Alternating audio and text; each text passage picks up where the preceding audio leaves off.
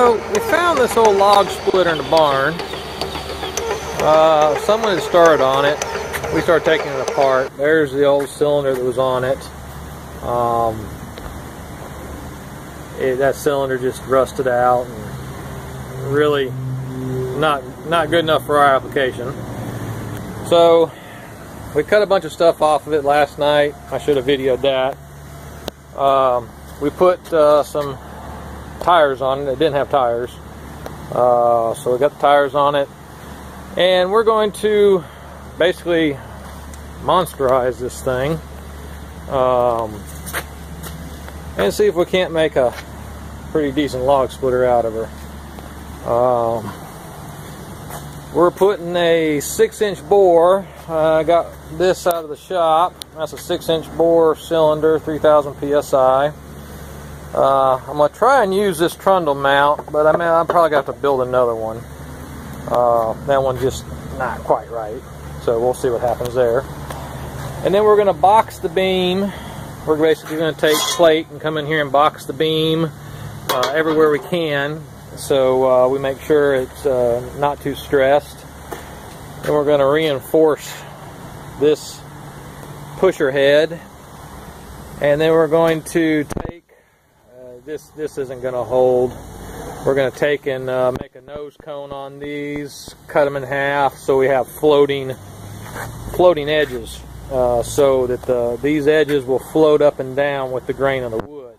Right now it's hard fixed, and I know from experience that while it works, it robs a lot of power and can bend pretty easy. So we'll make these floating heads. And then it's set up already with the pintle hitch, and we're going to have to beef up the jack there. So overall, we'll take some pictures as we go. We're going to put a probably a 40-gallon hydraulic tank here, and we'll put our engine on this side.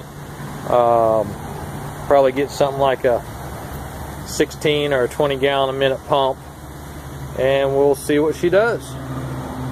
Pieces I just cut and basically build this little triangle on each side of the beam. This is where the log will sit. We have a 39-inch stroke, so we're going to leave it 39 inches.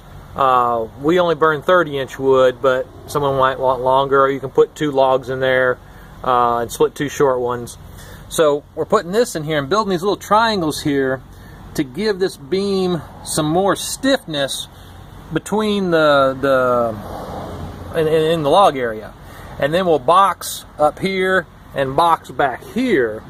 But we had to come up with an idea that gave us stiffness here without impeding the slide.